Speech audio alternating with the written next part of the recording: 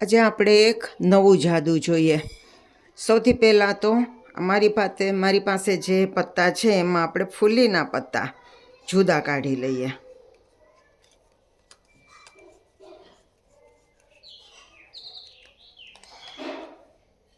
જો બધા ફૂલીના પત્તા છે, હું જુદા કાઢું છું.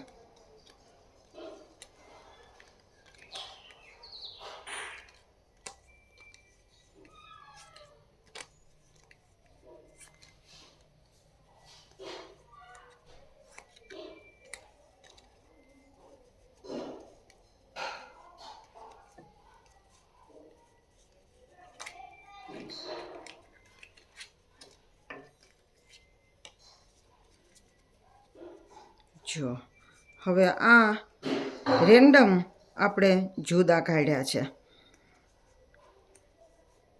હવે તમારે આ જાદુ જો શીખવું હોય તો એવું લાગે કે આ રેન્ડમ જુદા કાઢ્યા છે, પણ હકીકતમાં આ એક ગણતરી કરીને આવી રીતે જ પત્તા તમારે જુદા પાડવાના છે. અઠ્ઠો, સત્તો, તીડો, ચોકો, નવો, દસો, રાજા, પંજો, એકો, છગ્ગો, દૂડી, ગુલામ અને રાણી. આ પ્રમાણે તમારે ગોઠવણી કરવાની છે. ભલે તમને એવું લાગે કે આ રેન્ડમ પત્તા કાઢ્યા છે, પણ હકીકતે આ ગોઠવણી છે. હવે તમે મારી સાથે કરતા જજો તો તમારે પણ હું જ કરું છું એ પ્રમાણે થતું જશે. આ પત્તાને ઊંધા કરી લેવાના અને પછી ક્રમશઃ પહેલાં 1 અને 2 પત્તા નીચે મૂકવાના, પછી 1, 2 અને 3 પત્તા ડેકની નીચે મૂકવાના, પછી 1, 2, 3 અને 4 પત્તા ડેકની નીચે મૂકવાના, પછી એકસાથે 3 પત્તા જમીન ઉપર મૂકવાના, પછી 2 પત્તા જમીન ઉપર મૂકવાના, પછી 3 પત્તા જમીન ઉપર મૂકવાના, પછી 2 પત્તા જમીન ઉપર મૂકવાના અને છેલ્લે 3 પત્તા જમીન ઉપર મૂકવાના. આવી રીતે કરવાનું. હવે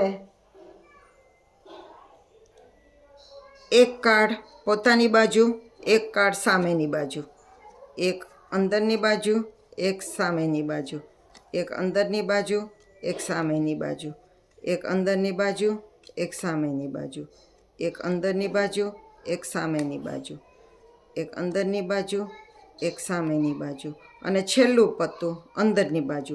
આવી રીતે તમારે પત્તા ગોઠવવાના. હવે જે સામેની બાજુના 6 પત્તા છે એને હળવેથી લઈને ડેકની ઉપર મૂકી દેવાના. બરોબર?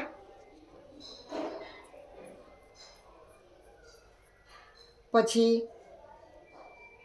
આ સૌથી પહેલું કાર્ડ જમીન ઉપર, બીજું કાર્ડ ડેકની છેલ્લે, ત્રીજું કાર્ડ જમીન ઉપર, ચોથું કાર્ડ ડેકની છેલ્લે, જમીન ઉપર, ડેકની છેલ્લે, જમીન ઉપર, ડેકની છેલ્લે, જમીન ઉપર, ડેકની છેલ્લે, જમીન ઉપર, ડેકની છેલ્લે, જમીન ઉપર, ડેકની છેલ્લે, જમીન ઉપર, ડેકની છેલ્લે, જમીન ઉપર, ડેકની છેલ્લે, જમીન ઉપર, ડેકની છેલ્લે, જમીન ઉપર, ડેકની છેલ્લે, જમીન ઉપર અને આ પણ જમીન ઉપર. તમને એમ થશે કે આ તો બધા પત્તા ઉલટ થઈ ગયા છે, પણ આટલું કર્યા પછી હકીકતે આપણા પત્તા ઉલટ નથી થયા, પણ બધા જ ક્રમમાં ગોઠવાઈ ગયા છે. જુઓ બધા જ પત્તા ક્રમમાં ગોઠવાઈ ગયા છે.